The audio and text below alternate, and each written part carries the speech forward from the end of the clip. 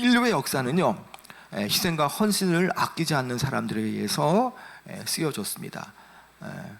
교회 공동체 역시도 주님의 몸된 교회를 위해서 희생하고 눈물 아끼지 않고 헌신하는 이들을 위해서 교회가 발전되어지고 세워져 가는 것이죠. 우리가 행복한 교회를 만들자라고 얘기를 많이 하죠. 다 원합니다. 그러나 행복한 교회가 그냥 절로 되는 게 아니지 않습니까? 그냥 만들어지는 게 아니라는 것이죠. 이 행복한 교회, 하나님이 기뻐하시는 교회를 만들기 위해서 저마다 하나의 미랄이 되어서 살지 않고 땅에 심기어 죽고 그것이 썩어질 때에 많은 열매를 맺는 역사처럼 그러한 일이 있어야만 교회도 행복한 교회가 될 수가 있는 것이죠. 오늘 우리는 이 말씀을 통해서 물론 새 생명 축제를 시작하는 마음에서 우리가 정말 우리가 희생하고 헌신해야 된다라는 마음을 또 가지기 원하는 마음으로 말씀을 준비했지만, 또 한편으로 우리가 정말 우리의 삶에서 하나님께서 기뻐하시는 삶이 무엇인가에 대해서 한번 우리가 생각해보는 그런 시간 되어지기 바랍니다. 이 사건은요, 유월절을 지키기 위해서 헬라인들이 예루살렘에 올라와 예수님을 방문하는 장면으로 시작되어집니다. 다른 복음서에서는요, 이 사건, 헬라인이 예수님을 뵙기 위해서 올라온 이 사건을 이제 생략했지만, 특별히 이 유대인들 뿐만 아니라 이방인들도 예수님 앞에 나와서 구원받기를 원한다는 것을 여기에는 요한은 소개하면서, 예수님은 유대인뿐만 아니라 이방인들도 그 구원받기 원한다는 장면을 이렇게 소개하고 있다라는 것이죠. 헬라인들은 갈릴리 벳세다 사람 빌립에게 예수님을 뵙고자 조용히 청합니다. 예수님께서 헬라인을 만나셨는지는 우리가 정확하게 이 기사의 내용을 보면 알 수 없지만, 중요한 것은 이 중요한 시간대에 예수님께서 아주 의미심장한 말씀을 한다는 것이죠. 그것은 뭐냐? 이제 예수님께서는 인자가 영광을 얻을 때가 왔도다라고 선포하신다는 것이죠. 그 전까지는 선포하지 않았지만 이제 헬라인 유대인들이 예수님께 예루살렘에 와서 예수님을 직접 뵐 때에 주님은 때가 되어서 아주 이런 때에 대해서 말씀하시죠. 자, 여러분 그 내용이 23절에 나와 있는데요, 여러분 23절 말씀 읽어볼까요? 시작. 예수께서 대답하여 이르시되 인자가 영광을 얻을 때가 왔도다. 자, 예수님께서는 헬라인들의 면담의 요청을 받으시면서 자신의 영광을 얻을 때에 대해서 아주 의미심장한 말씀을 하죠. 그것은 자신이 자신의 죽음이 임박했고 그 죽음과 더불어서 이를 통해 나타날 그 영광스러운 결과들을 예상하셨기 때문에 그 말씀을 하신다는 것이죠. 이 영광을 얻을 때는 예수님께서 특정한 날을 선택하신 것도 아닙니다. 아니면 예수님을 지금 예루살렘에서 십자가 못 박기 위해서 그분을 대적하는 사람들의 스케줄에 따라서 맞춰진 것도 아니라는 것이죠. 바로 이때는 바로 유월절날, 이때는 하나님의 어린 양으로 마치 그 유월절날 출애굽하면서 문설주와 임방에 이 애굽에 있던 그 집에 문설주의 그 어린 양의 피를 바를 때에 죽음이 넘어가는 것처럼 바로 정확하게 하나님께서 이 뜻하시는 바로 그때에 예수님께서는 영광을 받으실 때가 되었다라고 이제 말씀하신다는 것이죠. 이 영광은 예수님의 십자가의 죽음과 관련이 있다는 것입니다.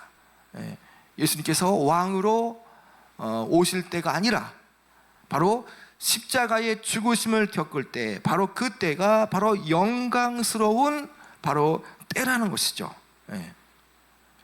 예수님께서는 자신의 십자가의 죽음을 통해서 많은 죄인들을 하나님께 이르도록 하기 위해서 십자가에 겪으셔야 됐기 때문에 바로 이것은 죄인을 구원하기 위한 아주 영광스러운 시간이라는 것이죠.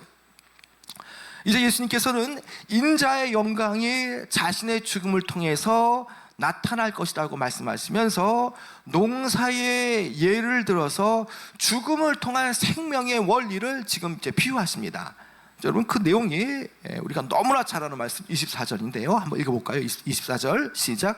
내가 진실로 진실로 너에게 이르노니 한 알의 밀이 땅에 떨어져 죽지 아니하면 한 알 그대로 있고 죽으면 많은 열매를 맺느니라. 여기에 한 알의 밀알이 나옵니다. 한 알의 밀알. 자, 한 알의 밀알이 땅에 떨어져 죽지 않으면 한 알 그대로 있고 죽으면 많은 열매를 맺느니라라고 말씀하죠. 한 알의 밀알이 땅에 떨어져 죽지 않으면 어떻게 됩니까? 한 알 그대로 있는 거죠. 그러나 그 한 알의 밀알이 그 씨앗이 땅에 묻혀서 죽으면 많은 열매를 맺게 된다라고 말씀하는 거죠. 씨가 효과적으로 열매를 맺기 위해서는요, 씨가 땅에 묻혀 죽어야 됩니다. 그렇지 않으면 한 알 그대로 있는 것이죠. 그 씨앗이 살겠다고 그대로 있으면 그 상태 그대로입니다. 그 씨의 자연스러운 기능은요, 많은 열매를 맺는 거고, 또 이 농부가 씨를 뿌릴 때도 무엇을 기대하느냐? 열매를 기대하지 않습니까? 그런데 씨의 자연스러운 기능은 많은 열매를 맺는 것인데, 그것은 역설적으로 부자연스럽게 보여지는 씨가 죽는 일을 해야만 열매를 낼 수가 있다는 것이죠. 바로 이러한 사실은 하나님 나라의 중요한 원칙이 되어지죠. 씨의 죽음은 여전히 죽음이지만, 그러나 이것은 다른 의미에서는 죽음이라는 그 결과는 결국에는 생명을 생산하는 결과를 낳게 된다는 거죠.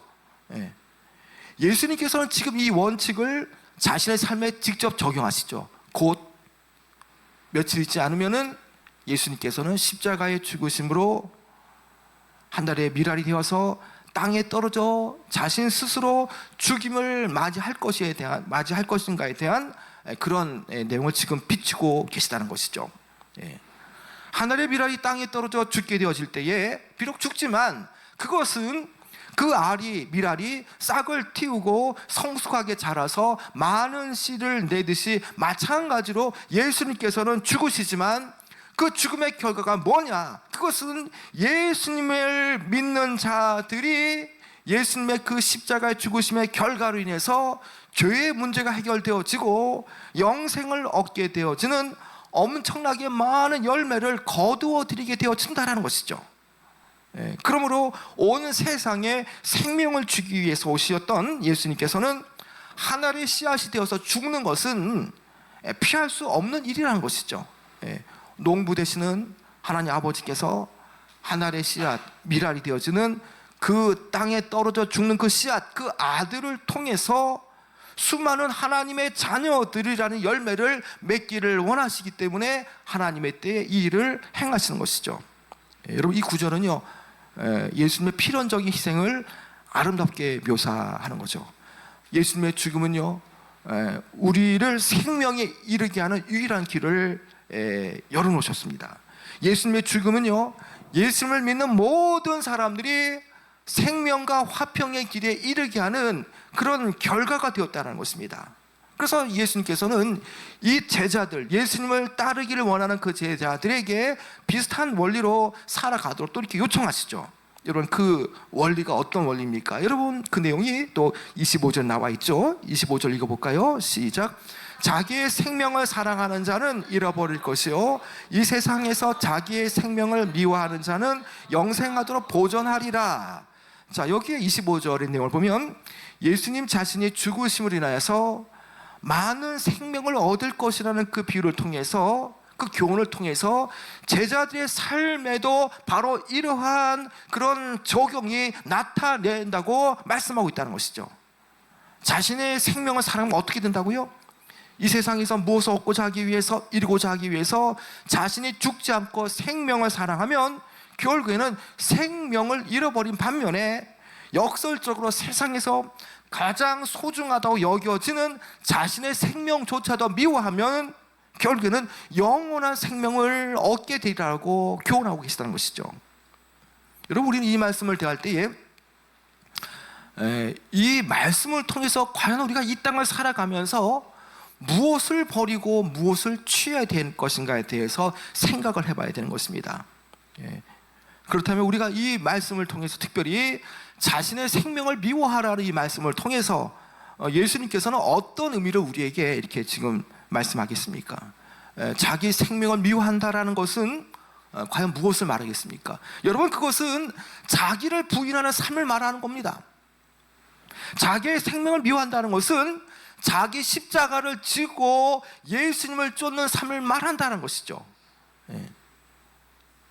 자기를 부인한다는 것, 자기를 죽인다는 것, 그리고 자기 십자가를 지고 살아간다는 것은 생각처럼 쉬운 게 아니죠.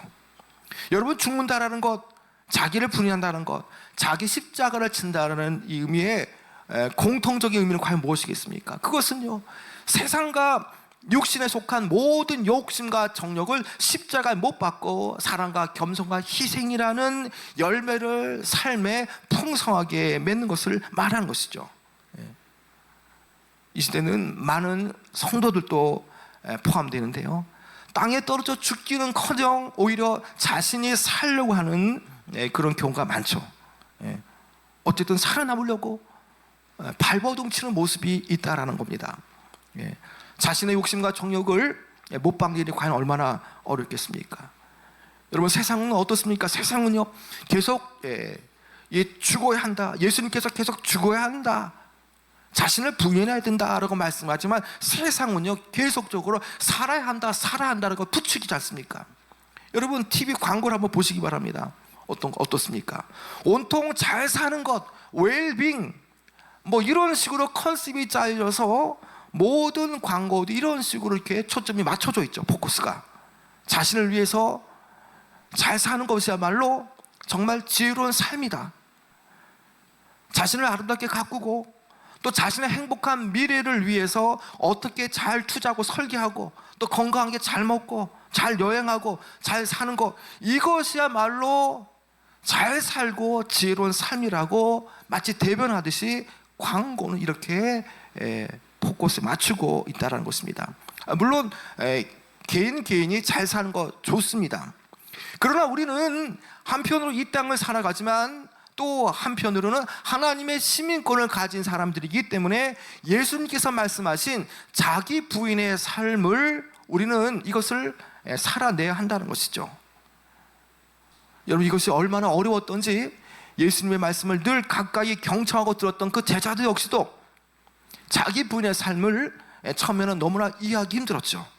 틈만 나면 제자들은 서로 누가 더 월등히 뛰어난가를 이렇게 서로 말다툼 통해서 자신을 드러냈지 않습니까? 심지어 예수님께서 예루살렘에 가는 도중에 십자가를 지으시러 간다라고 말씀하지만 서로 그 가는 길이 예수님께서 왕으로 가시는 길로 오인하여서 누구는 나를 예수님 우편에 좌편에 나를 앉게 해달라고 하는 전혀 엉뚱한 얘기를 하고 있는 그 제자들의 모습을 통해서 역시 자기 부인의 삶이 얼마나 어려운지도 우리는 생각해 볼 수가 있는 것이죠.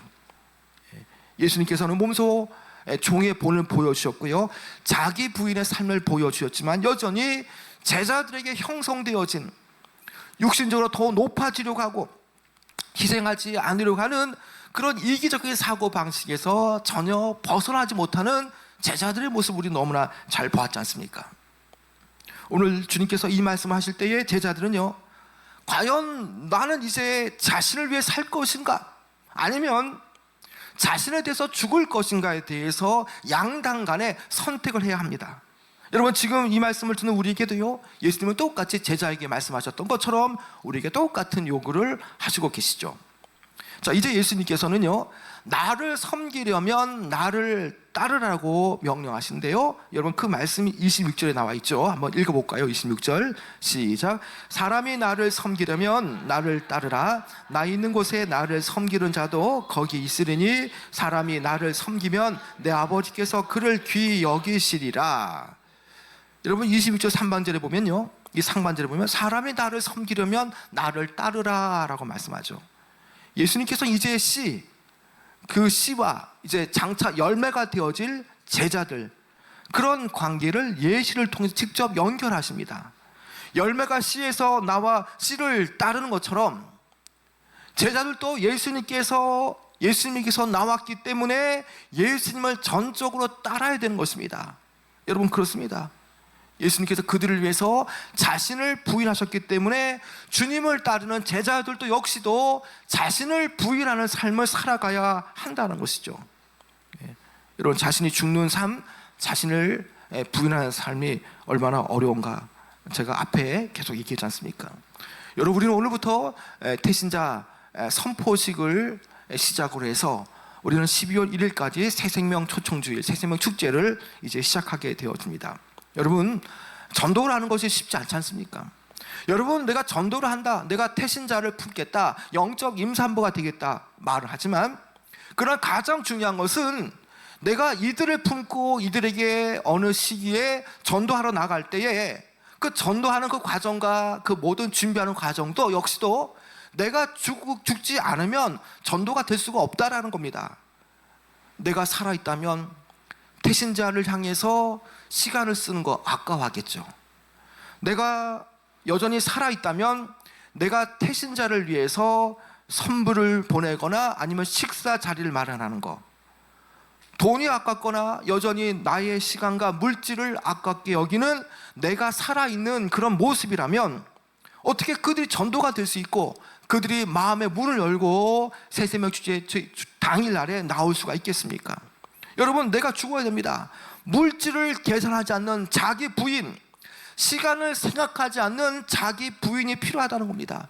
내 여건과 상황에 어떠하든 상관없이 가장 중요한, 예수님께서 가장 중요하게 여기시는 영혼 구원에 대해서 내가 촌음을 다투고, 우리가 내 상황이 어떠하든 상관없이 나를 부인하는 마음으로 마땅히 찾아갈 자들이 찾아가는 것, 그것이야말로 이 새생명 축제를 준비하는 과정 속에서 필요한 바로 우리의 모습이라는 것입니다. 저는 특별히 이 자기 부인의 신앙을 산 선교사님을 소개하고자 하는데요. 여러분, PPT를 좀 보도록 하겠습니다. 이 PPT, 자, 여러분, 여기에 나오는, 잘 보이죠? 여기에 보이는 분은 구한말 시대 때에 선교사로서 내한하신 바로 윌리엄 홀 선교사님이십니다. 윌리엄 홀 박사 부부가 기도하는 중에 하나님의 음성을 듣게 되었습니다. 조선으로 가라, 조선 사람들에게 복음을 증거하라. 그 하나님의 음성을 들었습니다. 그리고 홀 부부는 이 명령을 듣고 모든 것을 다 버려두고 조선으로 왔습니다. 그들이 도착할 당시에는요, 청일전쟁 직후라 평양 일대에 콜레라, 장티푸스가 창궐할 때였죠. 그리고 많은 사람들이 죽어가고 있었습니다. 이 홀 박사는요, 주야로 콜레라 걸린 이 조선 사람들을 치료하다가 과로해서 심장마비로 세상을 떠나게 되셨습니다. 자, 그럼에도 불구하고 그의 아내 로제타 홀은요, 미국으로 건너가지 않고 남편의 죽음에도 굴하지 않고 끝까지 조선과 조선의 민중들을 섬겼습니다. 그녀는 의사로서 한국 최초의 여의사 박에스더를 길러냈고요, 한국 최초의 여자 의학교라고 할 수 있는, 여기에 보이는 이 학교, 바로 이 경성여자의학전문학교를 바로 설립했다는 것입니다. 그리고 많은 그 시각장애인들을 보면서 그가 직접 전문자도 보급하셨던 분이라는 것이죠. 그리고 그녀의 아들, 바로 이 서우드 홀이라고 하는 이 아드님도 부모님을 따라서 의학을 공부하고 한국에 와서 많은 이 환자들 돌봤습니다. 이분은 황희대주에서 이 결핵 요양소를 운영하면서, 지금 우리가 이 결핵 퇴치하자고 할 때에 이 크리스마스 시를 우리가 알지 않습니까? 이분께서 크리스마스 때마다 이 결핵 환자들을 돕고자 하기 위해서, 결핵 퇴치에 전력하기 위해서 크리스마스 시를 만드셨는데, 바로 이분이 크리스마스 시를 만드셨다는 것이죠. 여러분, 이 성사님 가족들은요, 얼마든지 미국에서 편하게 살 수 있었습니다. 가족과 친구들과 함께 아주 행복하게 나날들을 보낼 수 있었습니다. 그 당시에도 의사라면 얼마나 전문적이고 얼마나 또 이 여생을 보람되고 또 행복하게 보낼 수 있는 그런 직업 아닙니까? 그런데도 불구하고 그들은요, 하나님의 부르심을 따라서 가장 미개하고 많은 선교사들이 조선 땅에 가면 장티푸스 콜레라에 의해서 죽게 되어지니까 인도로 가자 말하지만 가장 가기 싫어하고 선호하지 않았던 그 가장 더럽고 미개하고 또 많은 병들이 창궐했던 그 조선 땅에 와서 그 많은 사람들에게 복음을 전하고 의료기술을 통해서 많은 사람들을 살렸다는 것이죠. 여기 있는 모든 일가족들이 다 대를 이어서 생명을 다해서 자신을 부인하면서 많은 조선 땅에 복음을 전하고 많은 조선의 환자들을 구했다는 것입니다. 이들의 이 무덤과 기념관이 양화진에 있는데요. 언제 한번 우리 성도님들과 함께 양화진 한번 좀 견학가기 원하는데, 여러분 여기가 바로 이 셔우드 홀, 윌리엄 홀 그리고 로제타 홀이라고 하는 그 부모님의 그 아들 되어지는 이 셔우드 홀이 대를 이어서 조선 땅에 섬기고 전도하고 봉사하면서 그가 죽어서 여전히 이 한국 땅, 그것도 양화진에 묻혀서 이렇게 많은 방문을 통해서 많은 믿는 사람들이 희생을 추모하고 있는 것이죠. 여러분, 이 윌리엄 홀 그리고 그의 아내 로제타 홀 그리고 그의 아들 셔우드 홀, 이들이야말로 어떤 사람들입니까? 정말 죽어서 하늘의 미랄이 되어서 땅에 묻혀 죽고, 그리고 그 결과로 많은 열매를 맺게 한 사람들이라는 것이죠. 자신을 부인하고 자신을 죽여가면서 자기 희생을 하면서 이 세 사람의 희생을 통해서 얼마나 한국 땅에 많은 복음의 열매가 맺혔고, 얼마나 또 많은 의료 쪽으로 많은 의료 선교가 나타나서 많은 의사들이 배출되었습니까? 여러분, 우리도 이들처럼 죽어야 됩니다. 좀 미안한 얘기지만 우리가 살으면 안 된다는 것입니다. 주님께서 십자가에 달려서 우리의 구원을 이루신 것처럼, 여기 있는 많은 성도님처럼 한국에 들어와서 복음을 전하면서 그렇게 죽음을 통해서 많은 열매를 맺었던 것처럼, 우리도 이 새생명 주제 기간에 내가 품는 태신자들, 영적 임산부가 되어서 그들을 품고 그들을 위해서 내가 섬기고 헌신하고 또 자기 부인의 삶을 살아만 전도할 수 있는 역사가 나타나는 것이죠.